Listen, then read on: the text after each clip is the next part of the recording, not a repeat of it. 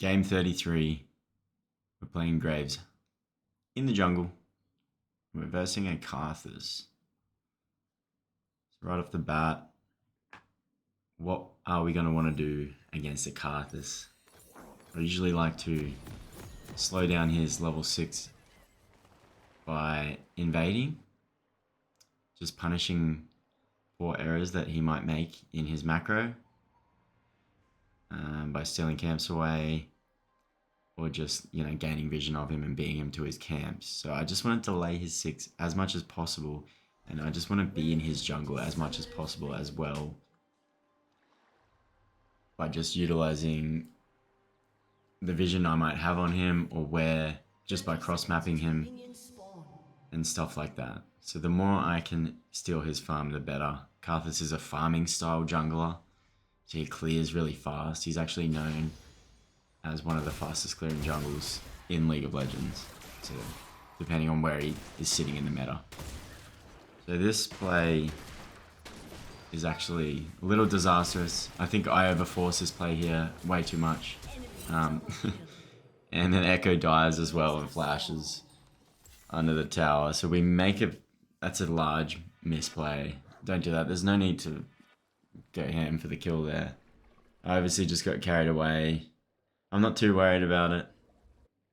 We're not flaming. We're just going to mute all though, because sometimes when you do make a silly play like that, players might say toxic or negative things to you, and that might upset you. So it's better off just not hearing what they're going to say. You just mute before that happens, and then you don't have to retaliate to a comment they might make at you. So we're just going to forget what happened there.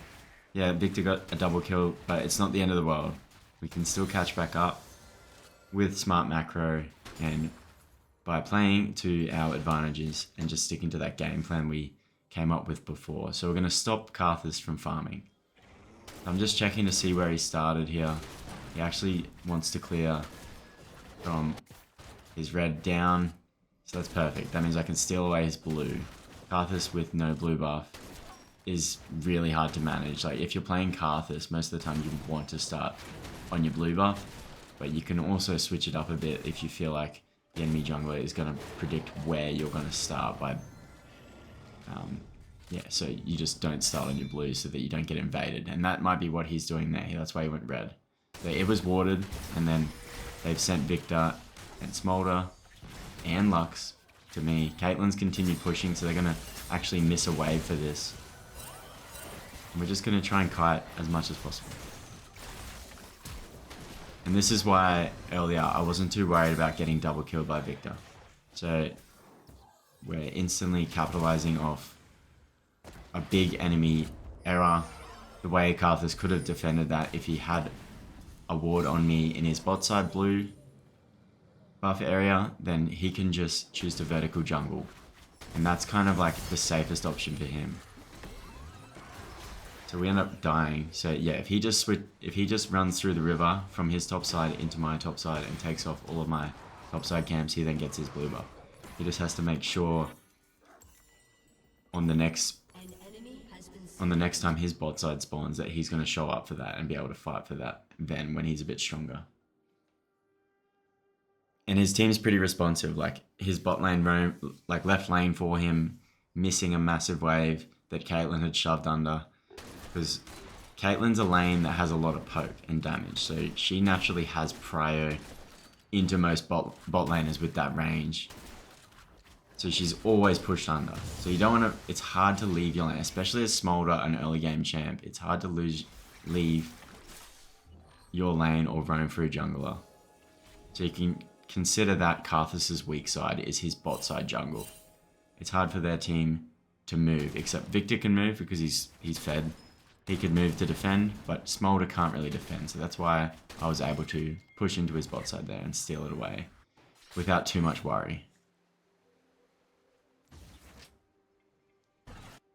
So you can see, like, Caitlyn just has so much pressure over the Smolder early game.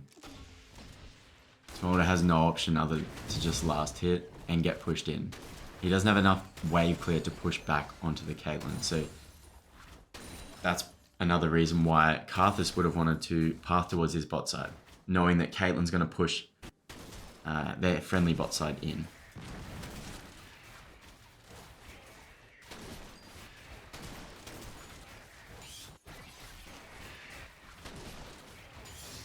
So we've got Yorick in this match, so I do want to try and put some sort of focus into picking up grubs for the Yorick, and obviously the Rift Herald as well.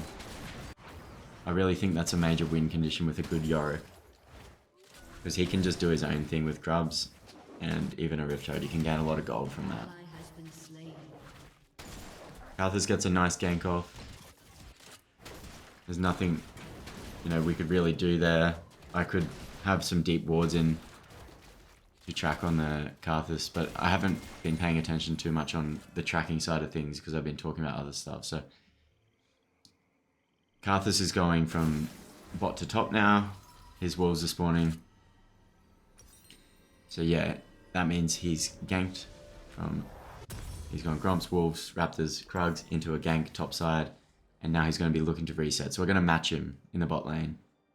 The Drake spawned as well, so he's going to be around that area too, in case I'm soloing it off the back of him showing in the top lane. So now we have a bit of time to burn because we've just done a full clear. No camps are up. This is a tempo advantage. So what we can do with the tempo advantage is gank lanes. We can take dragon. We can invade. But we also want to make sure we're doing this in the time period. So we find Karthus. Burn his exhaust. So we want to get this done before our Krugs are spawning. Trying to ping bot lane to go in. And we end up dying there to the GP. And the frustrating thing is Milio has heal. Doesn't want to burn it, but then burns it for himself. That's alright, we'll just move on. I'm not going to type, that's why I delete my stuff. Sometimes I'll just type into the chat and delete it, because you get a little bit of frustrated at first, but just make sure you delete it. At least you can type it out, or you can say it out loud, whatever you want to do. You don't need to type anything negative. So yeah, we're going to go straight B, and we're going to look to secure grubs. I'm not going to mess around. If he wants to Drake, that's okay. I'm going to be in this area for grubs, and I'm going to take his top side off the map as well. Because we know this spawned, because he showed bot before, and he was sequencing from his Romp, Wolves, Raptors to Krugs. And he's probably... Yeah, here we go. So he's actually gone base after that. And he's trying to match. Which is smart for him. He doesn't have exhaust. I want to make sure we're just at least picking the kill up.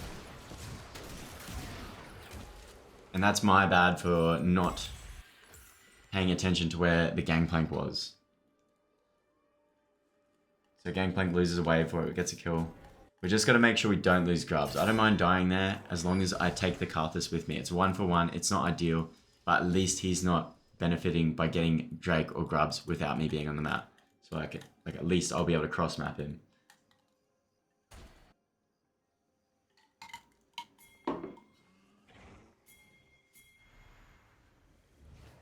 So I'm just sacrificing everything at this stage to get grubs. This is my main focus. Karthus doesn't have exhaust. He doesn't have ult. He'd be very close to getting ult, probably his blue buff. Yeah, his blue would be spawning. Probably would have spawned, about 40 seconds ago. So that would, he's not on blue. But he'd have ult, yeah. So we have to be careful for that.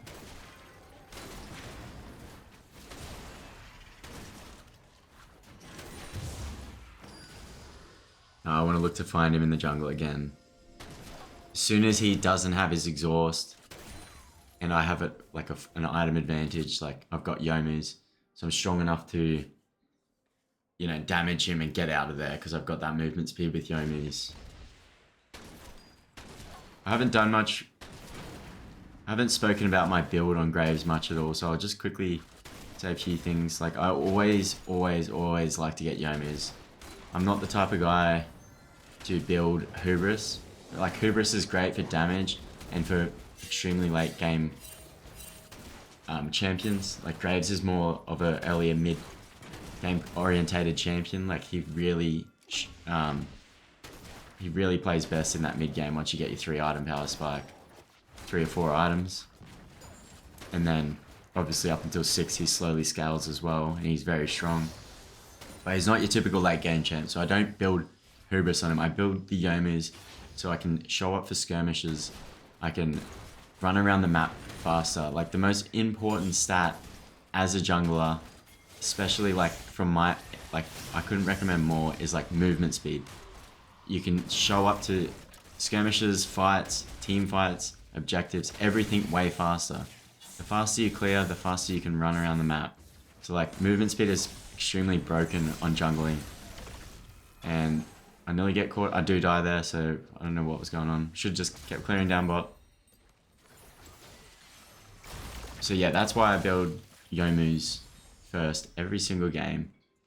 Like yes, if you're in extremely low elos and players are just making stupid, you're basically versing robots, yes, go Hubris every day of the week. But if you're actually playing against players that have a fair idea of what they're doing, like even silver players to an extent know what they're doing. Like yes, they make a lot of mistakes, but it's better that you can capitalize off their mistakes with movement speed, like counter jungling them, cross mapping them with that movement speed as well.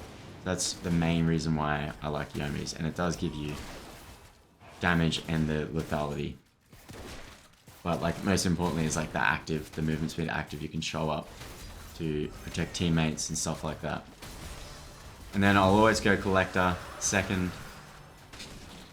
Collector's just good for the damage and crit. Straight, you want crit second, at least. Like you don't want to go Hubris second. If you go Hubris second, you're not going to have crit. You're going to delay any sort of power spike. Crit's really important on Graves. And yeah, I've trialed Hubris builds and I just do not enjoy them. And that's just my own personal preference.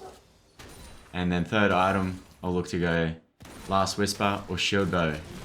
And this really depends on the matchup. So if they're obviously very tanky, they're building armor, they're building plated steel caps.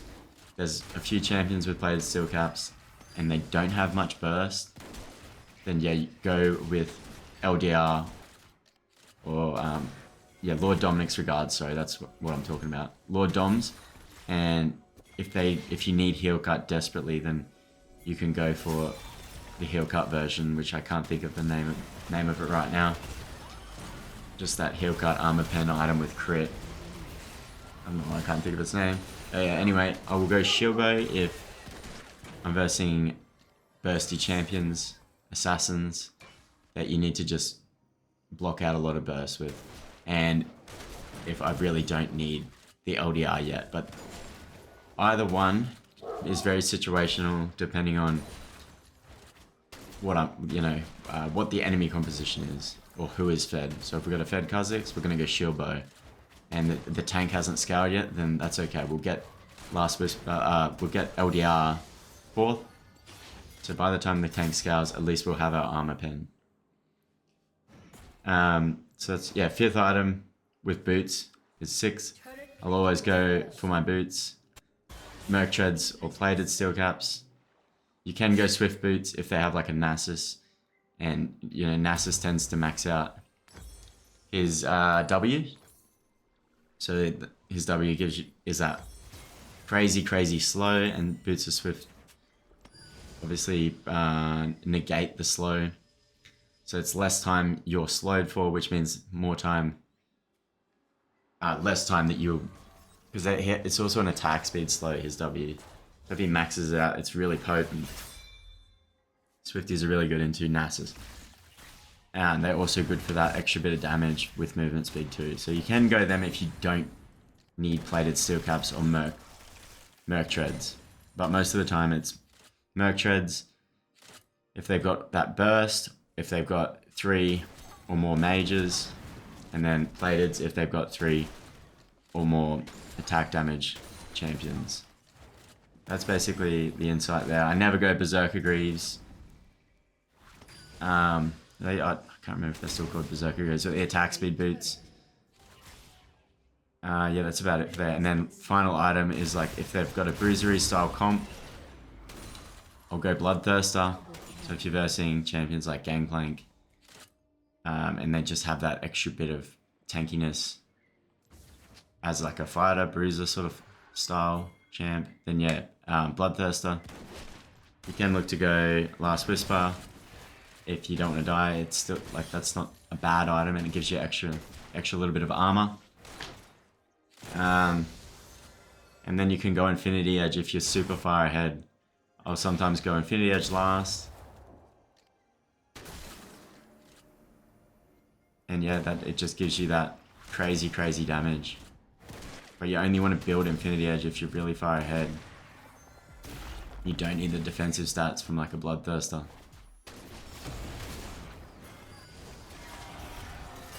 But yeah, if you need to, you can also get like shield cut item if they've got a lot of shielding. The last item is very situational. We're just looking to... I'll shut up about items now. I'll do more of a detailed explanation on that. Like I went into a fair bit of detail there, but I can do, you know, more of an edited video on what items to build and what I usually like to build on Graves. Done a lot of trial and error on this champion. I've played a lot of games on Graves, so it's been trial and errors everywhere. And the reason, yeah, I just build what I do is because it's just the damage is, it just feels so perfect from this build. And it works for me. Like, I have a 95% win rate on this champion over 20 something games.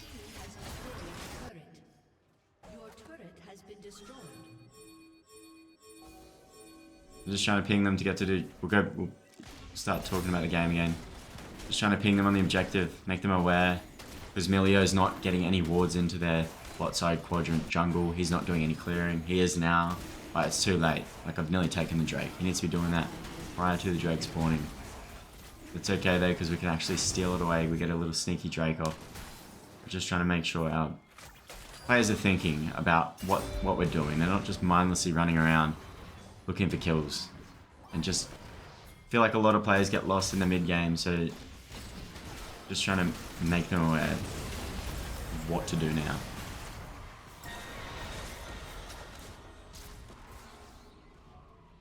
Your turret has been destroyed. Shut down. So by taking objectives, we're ensuring that the whole team is going to be as strong and efficient as possible throughout the game. So you get your bonuses from the Drakes, and once you get Soul, your team gets even stronger. So it's like more of a guaranteed style of winning rather than just going for kills. It makes, like, it allows you to scale even harder than the enemy team into the late game if you do make errors. It's like a fail safe for errors you make. So make sure you're getting objectives. And like, I know it should just go without saying, but it is hard to get teams motivated to do objectives in some games. So I just want that awareness out there of how important they are in League of Legends. Like Rift, Drake, Grubs. You gotta choose which ones are your win condition and make sure you're securing them. Make sure you're playing for them from the very start of the game. You've got that game plan set in place and you know what you're doing from that loading screen.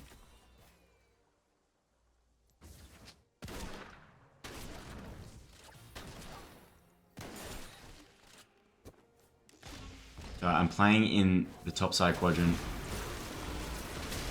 We managed to get out. We actually get caught out because I was clearing the ward, so it's kind of obvious what I was going to do. So just watch out for that, especially when you're the mid and top are MIA.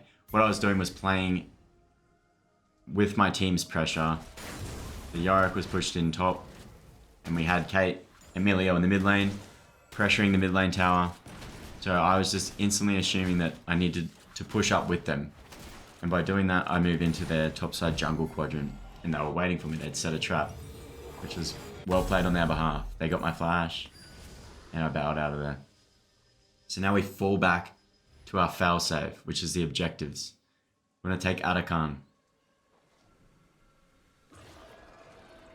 Want to make sure we're securing this as it spawns. Gonna ping our team to help.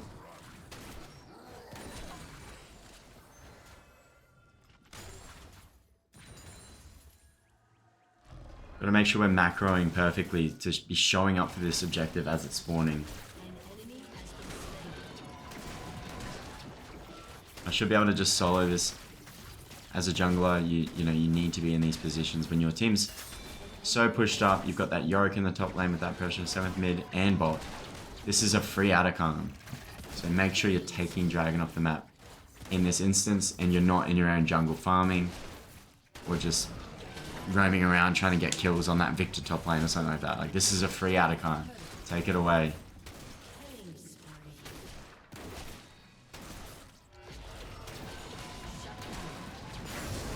Imagine if I got killed by the Karth Assault. Then, like, damaged by the Karth Assault and then killed by Atakan. One shot.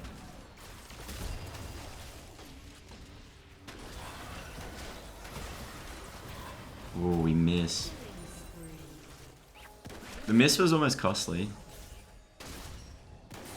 I actually missed Q and ult at the same time. Now I'm just gonna punish Karth. Make sure we don't get comboed by Larks. So Drake's spawning. The Jukes. Oh shit.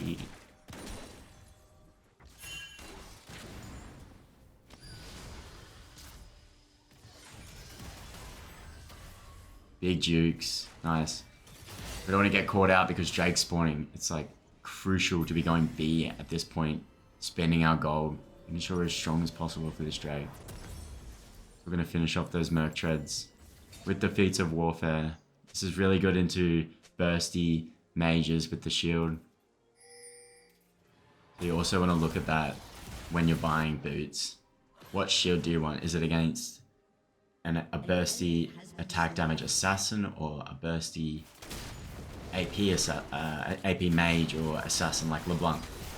And it's better to have that magic damage shield in certain scenarios. Like versing LeBlanc, it's very good to have.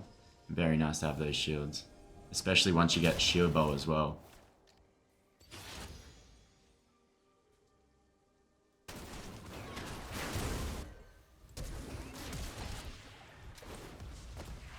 He must have got so lucky. Such a slippery dragon. This can also become a very frustrating part of the game when you have an enemy smolder and they're sitting on those inner turrets just farming. Smolder has a lot of wave clear by this point in the game, so he can just stack up that passive and it can become worrying if he starts to get too many of those stacks, because boy, he does some damage. Late game anyway.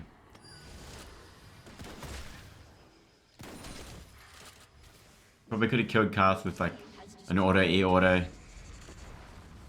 But I usually just like to play the reliable game. I don't want to tower dive with no minions, so unless I'm fully confident that that second order is going to kill him, then yeah, I would dive it. But I can also just send him base, and it's the similar thing. We're still pushing towers, we're still getting inhibs. And then we get the combo on. Well done by Echo, that was huge. He actually ulted before he died, which is a major mistake as a Karthus player. While you're using his passive, you try and hit as many Qs, do as much damage as you can when you're using that passive, and then the last second, then you spam ult. Right before that passive is about to end.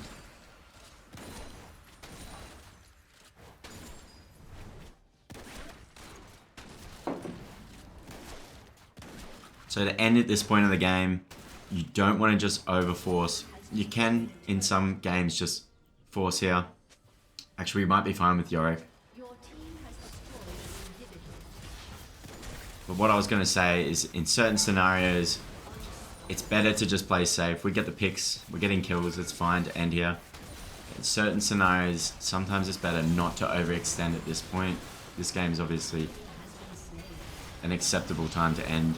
But you want to just back off with your 3 inhibs, get Baron, and then re-shove all those 3 lanes up together and fire 6 siege minions into the enemy base with Baron. And that's how you end a game that's difficult to swindle down those last 2 towers. But yeah, I hope you enjoyed this video. It was a good game to show you guys, and I'm glad I got to explain my item choices. So yeah, GG, well played. Let me know in the comments if you enjoyed the video today, and I'll keep the content coming for you guys. I appreciate all feedback. So yeah, don't be afraid to comment. Thanks for watching, guys.